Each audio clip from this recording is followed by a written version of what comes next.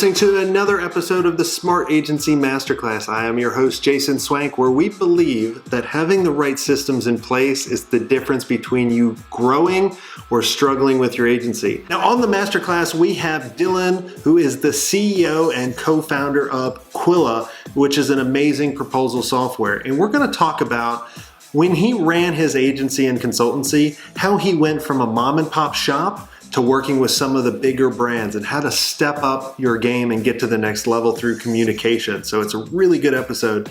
So let's go ahead and jump into it.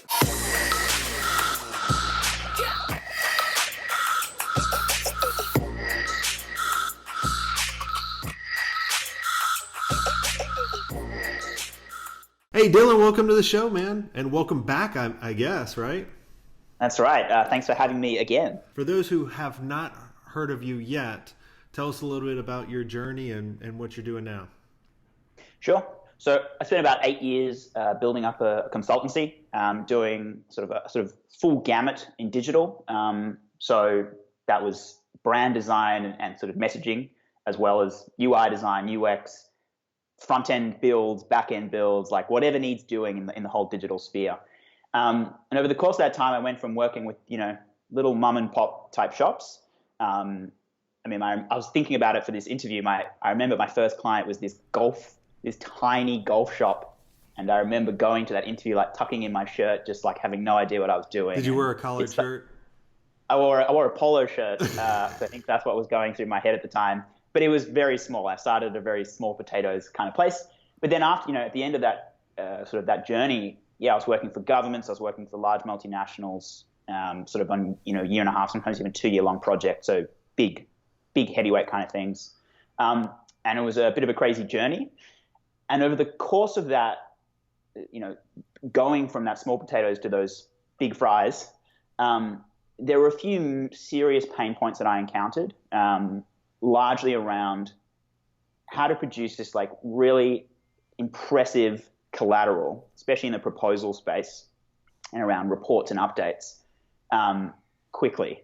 Because obviously as an agency, the only time you're ever really delivering value is when you're actually doing the work. But to be a good agency or to be a good service provider, there's so much time and effort that gets sunk into the system and process of being a good service provider, which we're going to speak about today. And so that's where I had the idea for Qwilr. So basically Qwilr, in a nutshell, PDF and PowerPoint and Word are how like 99.9% of businesses today are putting out their messages to, or their proposals or their documents, whatever it is, to their clients. And that has a few sucky drawbacks. Like number one, especially if you're a marketing agency or a design agency and the aesthetics are important, it takes freaking ages to make a PDF look nice. InDesign, Illustrator, venerable, wonderful pieces of software, but it takes a lot of work to put that thing together in those formats. And if you go into Word or PowerPoint, then, downhill you go with your aesthetics. But also and I think more importantly, for growing an agency and growing a business, don't know when they've been opened. You don't know what's been clicked. Have they even looked at your case study? Have they even spent any time on your quote? And it doesn't connect to any of your other software. So if you're big enough to have a CRM and you're trying to track all these, different proposals you got out in the market, your job in the PDF world is to like, hey, have you opened it? Or have you seen it yet? Or what did you think? Okay, so like transferring that manually into your piece of software. So what Qwilr is, it sort of saw that big crazy problem and a serious pain point for me in my own business, and said, why don't we make a super simple and very efficient website builder so that like anyone can create web content. They don't have to be technical. It's going to look amazing and be responsive. So now proposals can look as good on phones as they do on laptops or anywhere else. But it will also give you all that data, like when was it opened? What have they read? What have they clicked on? Like what did they look at in this proposal? Have a built-in quoting tool and connect to all that software that powers the business, like whatever accountancy platform you use, if you have a CRM, all that kind of thing. And just to help sort of bridge that initial pain that I had of how do you get amazing looking collateral to convince people to work with you without the like incredible time expense that can go into doing that. Yeah, that's great. Well, let's go back to when you were a mom and pop shop, right? Sure. And what were some of the challenges that you had when you were itty bitty? I mean, everything. So as in, the initial thing, if anyone's listening or watching this and they're just getting started, there is the question of how do I do literally everything in the business? And I remember Googling, like, what is a proposal? What goes inside a proposal? How do I run a meeting? What should come out of that meeting? So that was like the first layer, was just literally everything. So like get a base point for all these things that I realized I needed. All these, the documents, I knew how to do the work, but there was, what kind of documents do I need? What needs to go into them? How do I run the human aspect of this business? And what does the full life cycle look like? So you do that a few times and you get a feel for it.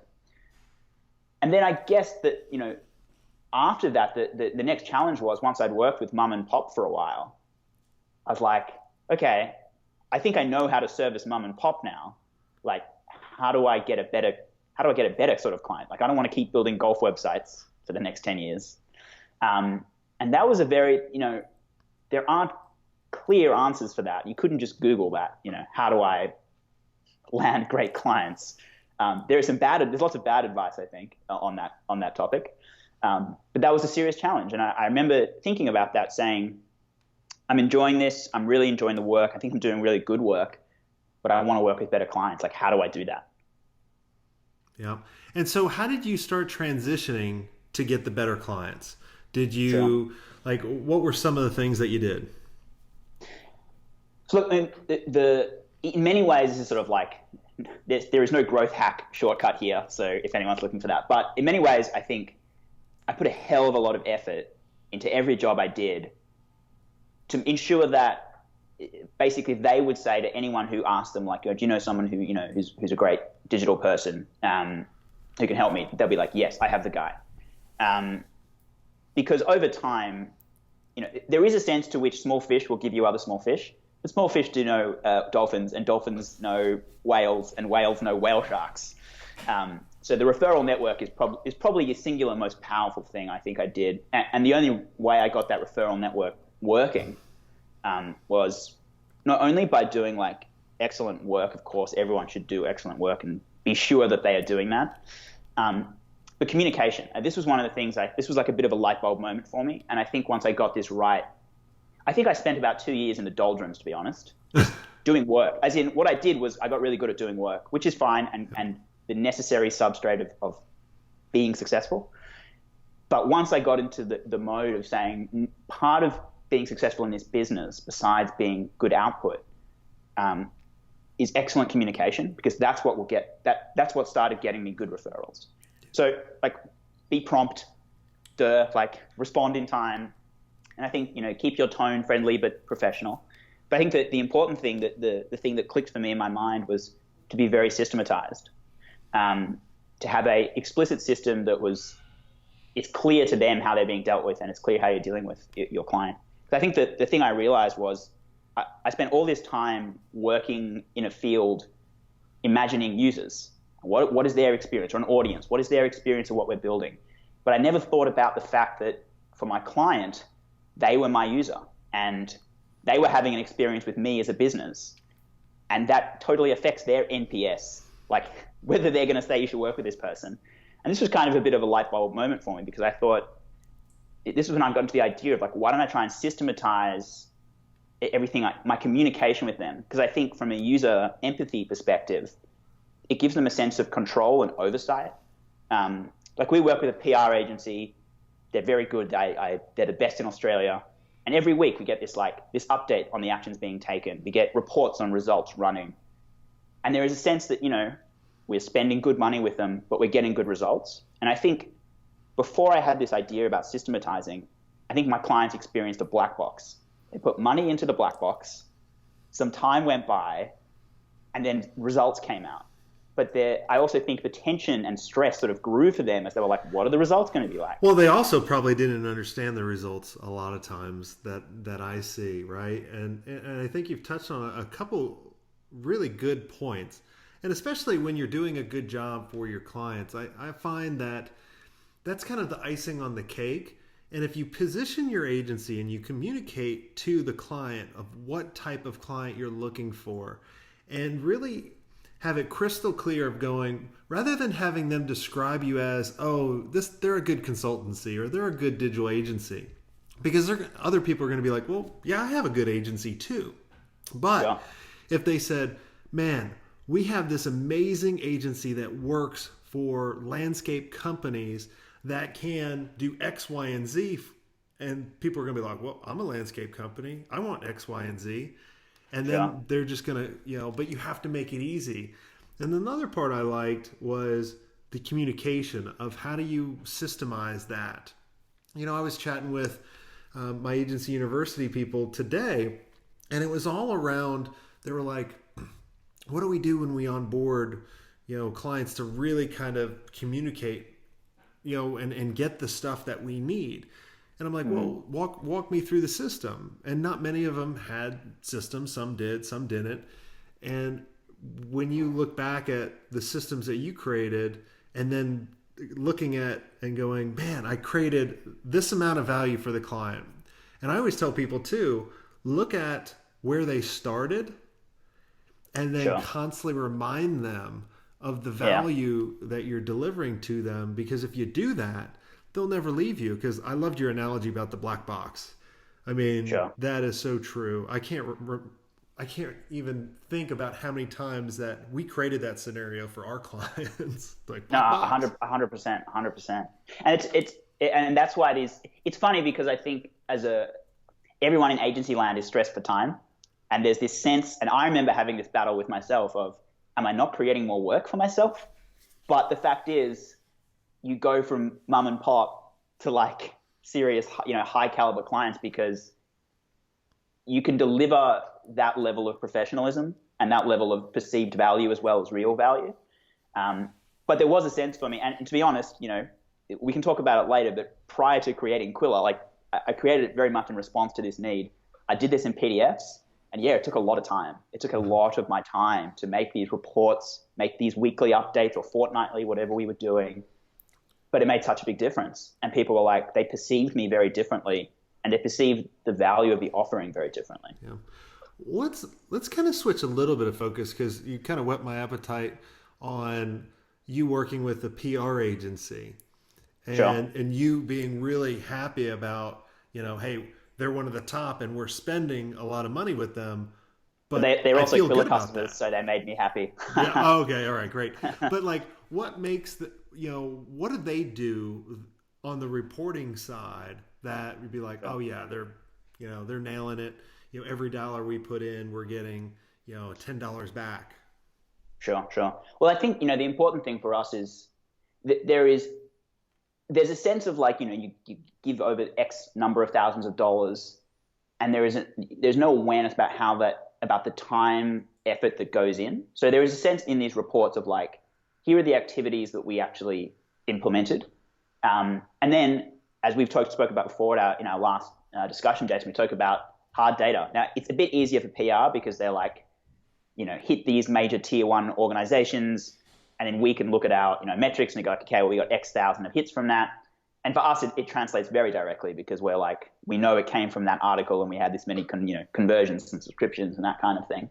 But they have a real emphasis on how the time is spent, because sometimes things are done that are invisible. Again, it's a black box, invisible to your client. But if you're outlining, especially some of those invisible tasks, and correlating them with results, ideally with data, now it depends on your industry. In marketing land, that should be fairly doable to say like, hey, we got this many thousand through and you hit your conversion goal. Ideally, you are doing that. Then there's a real sense of, you can imagine how this was executed on your behalf, instead of just 3 months later, well, this is where we got to. Yeah. Here's your invoice. Exactly. Yeah. So I think that definitely helps me as a client feel relaxed and at ease about how this capital is being spent.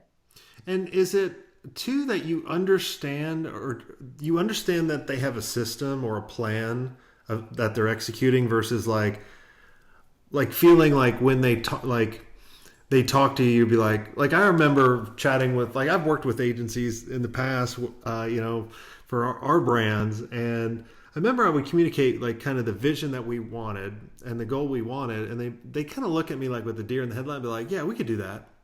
But they wouldn't say, oh yeah, this is how we're going to go execute. And this is kind of the plan. And then they kept following that to the T.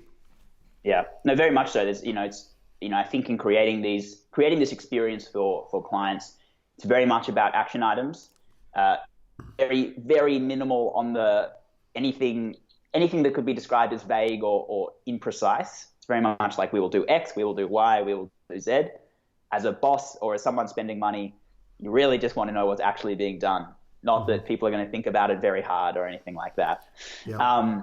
There's that, but there's also, it's the funny thing about, both, I think the experience that I hope I gave my clients and, this example, it's not as if I told them before they worked with me, I'm going to send you a fortnightly report every fortnight and you'll get results. It's just something I did religiously every 2 weeks. They got this, or week, whatever I was working on. They got this report. They knew what was happening. In many ways, I heard this interesting psychological insight that the most successful relationships are one in which positive qualities are discovered over time rather than upfront. So I think this is actually kind of a nice surprise that agencies can offer their clients. It's not like, hey, here's everything you could expect from us and isn't that amazing? Because then at maximum, you can just deliver on promise. However, if you do great work and you have an amazing proposal and you convince them to work with you, if you can deliver them this unexpected but wonderful experience afterwards, their opinion of you is 3x what it would have been, if you just promised to do that. Well, I saw a study of someone that says within the first 100 days of people getting a new bank, right? Like joining a bank, and think about how hard it is to switch. Within the first 100 days, about 60% of people leave that bank because of their expectations weren't being met. And so then I started thinking, looking back at my career at the agency and looking back at right now, I'm like, man, I have 100 days to wow them, to over deliver, not over service. And there's a big difference in there of what things could we do, right? Sure. And just thinking about how do we recognize them, or how do we solidify and make them at ease that they did make the right decision. Like right when they signed that proposal, right? They signed the proposal. What's the next thought in their head? They're thinking, did I make the right decision? Sure. And so what could you do in order to let them know they made the right decision? And I'll give you guys an example of what I do. And a lot of you that have bought any of the programs from me in the past, I think I've been doing it for about 4 months.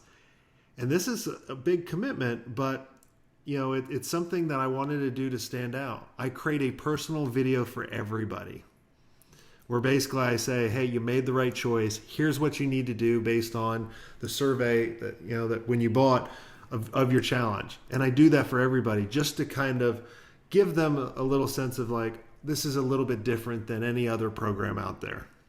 Sure. And it's funny you mention that, because that was a big part of why I built Qwilr, was because with Qwilr you can send them this personalized website. In probably a lot, to be honest, you did a great thing. You made the video. The nice thing about Qwilr is you can sort of cheat and make it look as if you've put in the hours of editing and whatnot. Yeah. But that was one of the things that I loved. Finally we were talking about jumping hoops to get bigger clients. This was one of the things that I did, was when someone sent me a brief who I felt was a jump up, I was like, dang, I want this client. This could be big. I would build them this website. I'd build them a website response to their brief, which was insanely time draining. It was crazy. How did I do that? But it worked. I went from this, this rung, and then I skipped a rung and went to the next one. And that's the interesting thing. It's once you're on a rung, you're there. You're always an imposter when you first get there. But as soon as you do that one job and it goes well, that's your new level. Yeah, then you realize that you're there and you don't want to ever go back, but you're okay, I'm in the club. Sure. No, well, it's because now you've got that guy in your case history and you're like, hey, I just worked with this fellow.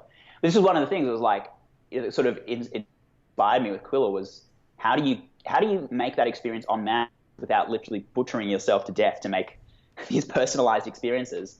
And that was a big part that informed the product. Was how can an agency owner produce this collateral that makes someone feel like, wow, this is different, this is special, and they've really taken a lot of effort to do this without actually the effort. Mm-hmm. That's always good too. Trick. Awesome. Well, in wrapping up, is there anything I did not ask you that would benefit the listeners and watchers? Sure.